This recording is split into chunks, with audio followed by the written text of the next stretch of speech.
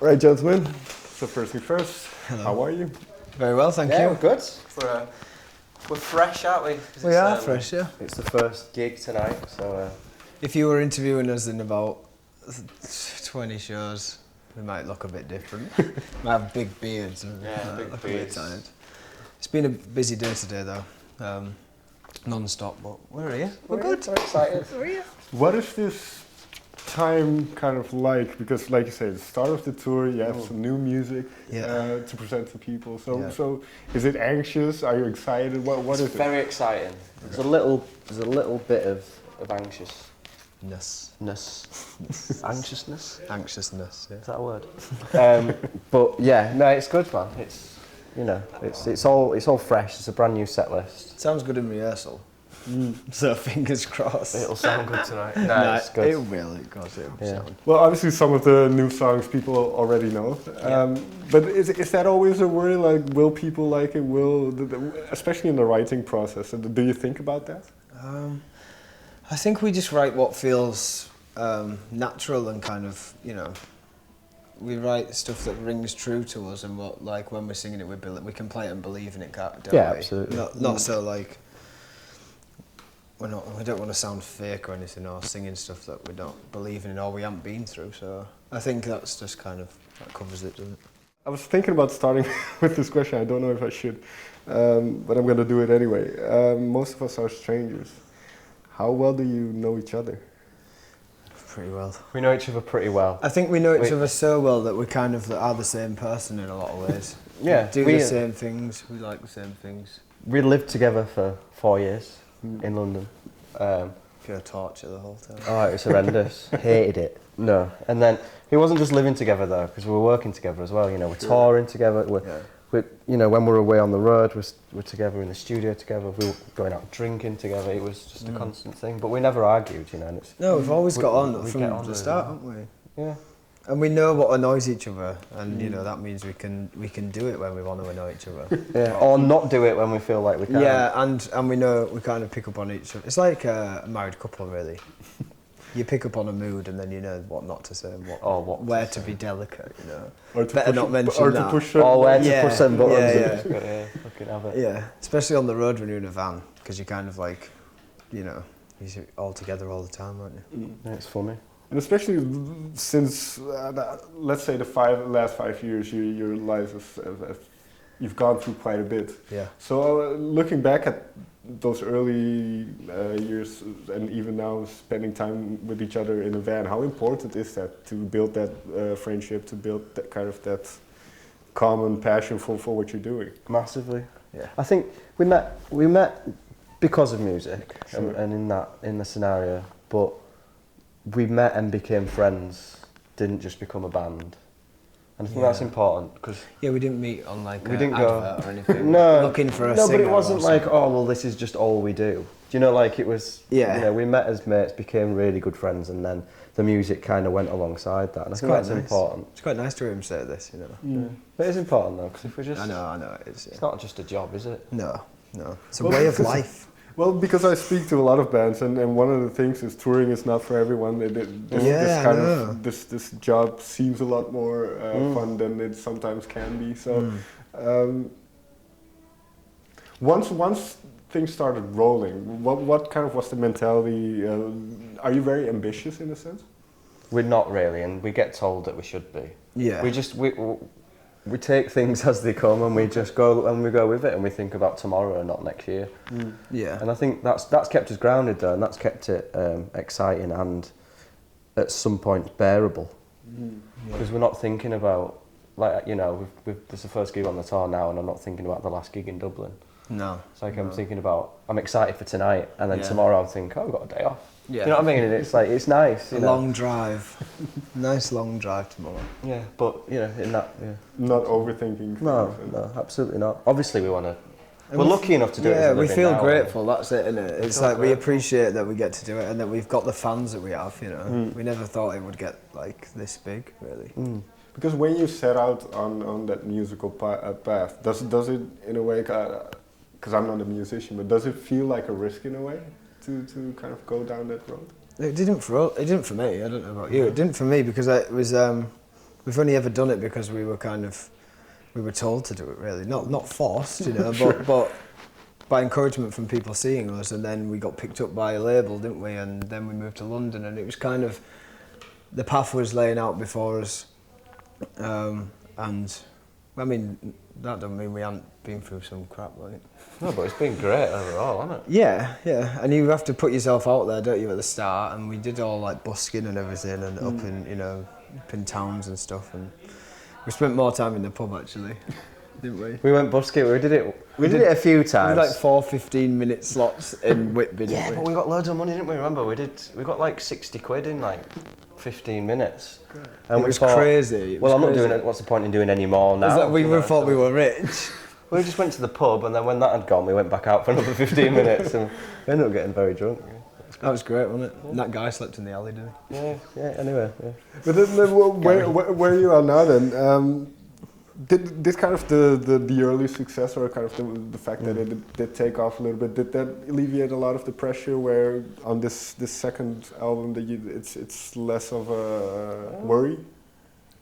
Yeah, it People wasn't always say really the second a worry. album, don't they? The second Everyone's like, oh God, the second album. the Ooh. dreaded second album. If your first album's any kind of a success. Yeah, and they look at it and go, oh, good luck with that one. It's like, Yeah. well, no, we just loved it. We did it. I've always looked at it like we still got the songs, and we can still play the songs that people like. You know, it's not like we're not like David Bowie, are we? You know, where you change completely character. Sure. No, you know, we know what is us really. So, and we knew what we wanted more of, in the sense for writing for the live stuff as well. So like we wanted some more upbeat stuff for the live sets, and so it was quite nice to go into the studio and create what we wanted, you know. And It was all what we knew we needed. The first wasn't, but we knew what we wanted with the second. With the first, we didn't know, and we just did it, and it was a creative thing, and that was more pressure, because we came out as we didn't have a sound.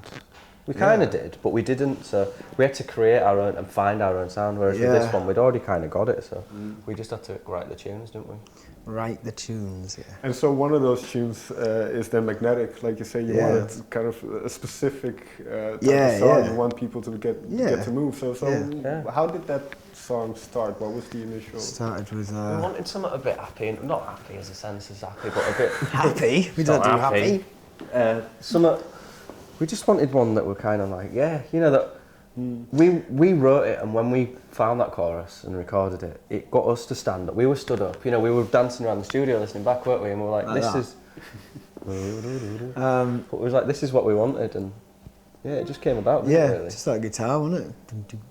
Yeah, it was just, And then just hearing like a more rhythmical thing, and it's not something we'd done a lot of, really, in the past, and it just we felt like we could get away with it this time. You know, it's like, you know, why not? Why not? Because, getting away with it, so are you in a sense aware of what people might expect from you? Yeah, absolutely. And that was the only song, I think, for me, that was like, oh, it's a little different. It's not loads different. Sure. I don't think everything else to be the same. No, I don't. You know, and you do get people who say, you know, there's a comment on the video that we just put up saying, not that I sift through to find the bad, but basically just like, you know, it's not as good as your other stuff. I prefer your acoustic stuff, so that's nice. Though. But that's fair enough. At least they like the acoustic stuff, you know. And there's plenty of that on this record as well, you know. So it's not as if we've just changed and turned into, you know, death metal or anything like that. We aren't, painting our faces or anything. But so when you're writing, what was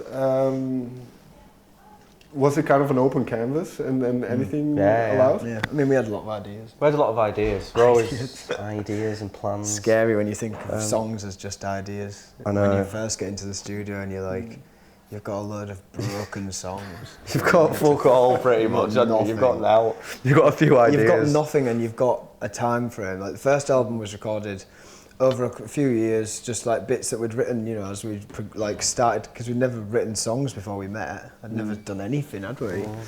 But then this album, we did it in like 7 weeks, so we just locked ourselves away, did it, and it had to get done. Like that was the time, wasn't it? Yeah, we had the studio for 7 weeks, no longer.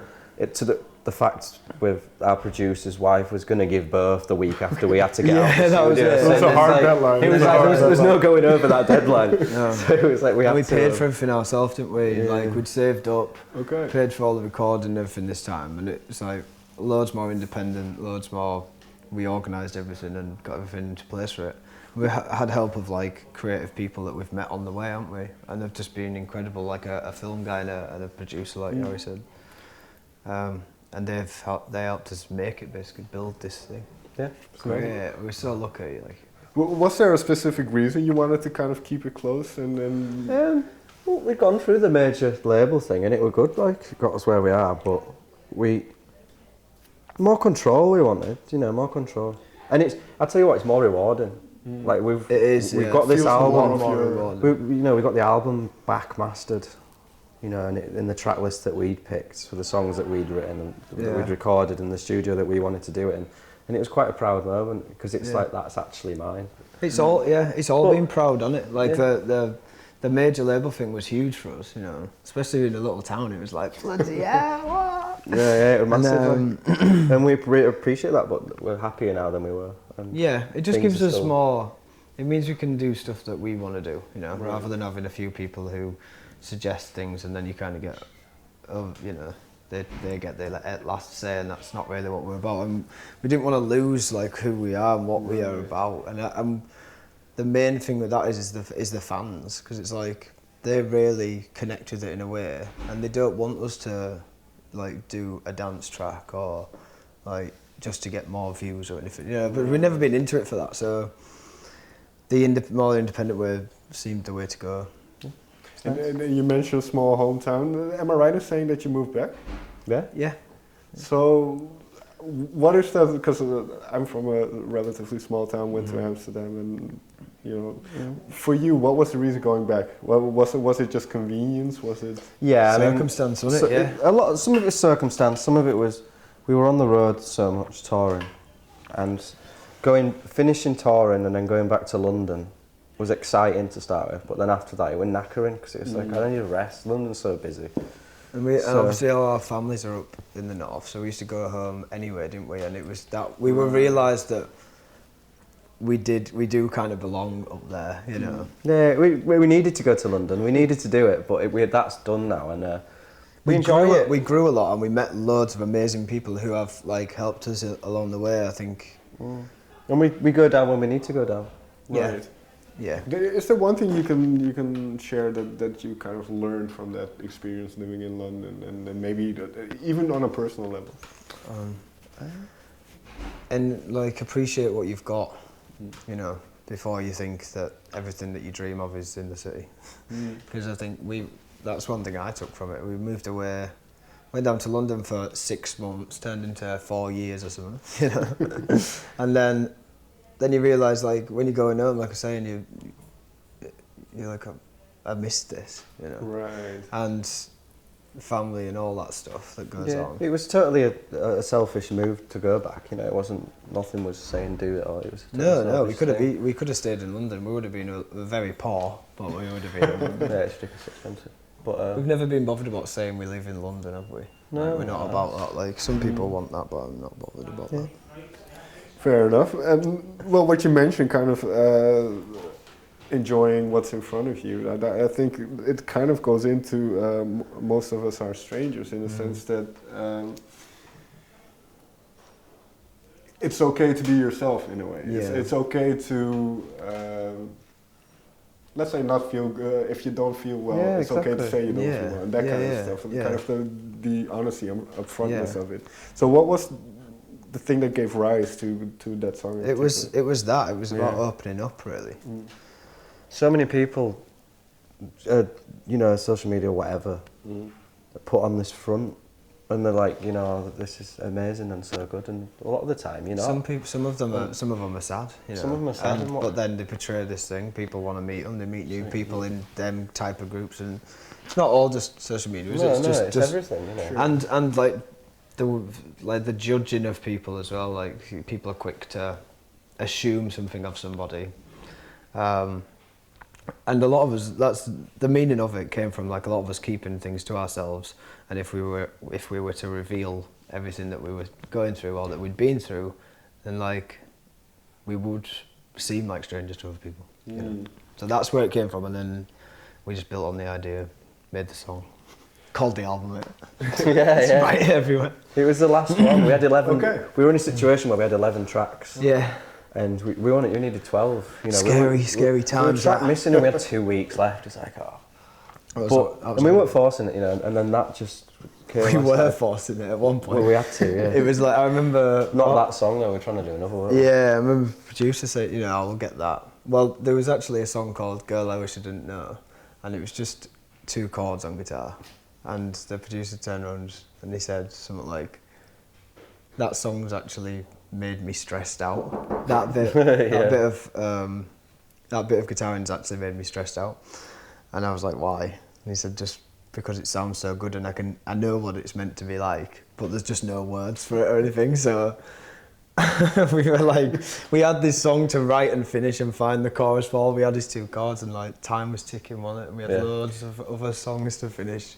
So we were forced it at some point, you know. Well, it's interesting then that out of that kind of 10 days or whatever, kind of a cornerstone of the album comes through or rises to the top. So that's quite interesting how that works. Yeah. It was like the missing song. It was the missing piece in the jigsaw, and it made the whole album then fit together in a weird way.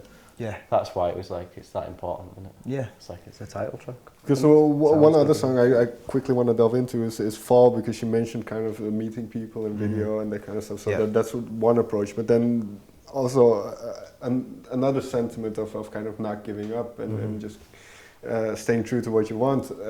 That comes from all that like label side and all. Because I was gonna ask, was there something? That was the time it was written. Like. Okay. So that was, I think that's where that comes from. Yeah. A lot of the time we write songs, lyrics, chords, and everything, and it can be a long time after they've actually happened. You know, you have to digest it. It's a creative process, isn't it? You know, it's like. Something can happen, and then like a year later you'll write something and it'll make you feel like sad or happy, or and it'll be linked. If you really analysed it, it'd probably be linked to stuff you've gone through ages ago that your brain's finally kind of just going like, all right, that's that. Because was there ever a time, I don't suspect there was, but was there ever a time that you thought, well, maybe we'll just keep making music for ourselves and be done with this whole industry? No, it's too nice to share because we can see the impact of it, really. Isn't it? Yeah, that's it. Like, it's nice to. I mean, like tonight we're going to go out and it's sold out, and we're going to play it in front of all these people, and they're going to be singing and stuff, and it's nice. Right. It's nice. I've heard your dinner's ready. Yeah, my dinner's ready. Very quick final question then. What is, like you mentioned, the connection with people, and what is one of the things that somebody has said about your music, about what you've been doing, that kind of stuck with you? We have had quite a few people saying that it's helped them through a time in their life, a situation that hasn't been great, and it's helped them get through it. That always, like, it's just like, that's amazing. It's hard to pinpoint like exact comments, but we do get a lot of that, and because it's a lot of it is quite emotional. Like people put like this "saved my life" and stuff like that, and you don't know how deep to look into things, do you? But I mean, if it's helping people, then we won't stop doing it. On that note, gentlemen, thank you very much for your time. Thanks, mate. Thank you very much. Cheers.